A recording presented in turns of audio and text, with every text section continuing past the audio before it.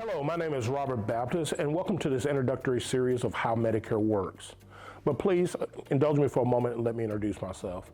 I started in the health insurance field probably back in 2008. What sparked my interest was my parents' retirement. When they retired in the early 2000s, no one had the answers we needed to make a proper decision. And around 2006 is when prescription drug plans came on the scene, and it was even more confusion.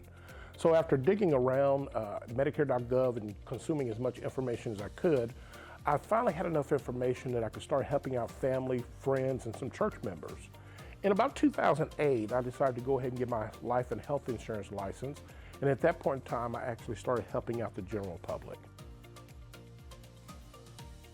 I'm starting this video series to help you gain the knowledge necessary so you can make an informed decision about your healthcare future or whomever else you may be trying to help. I'm going to take the subject matter of Medicare and break it down to its individual parts, one video at a time.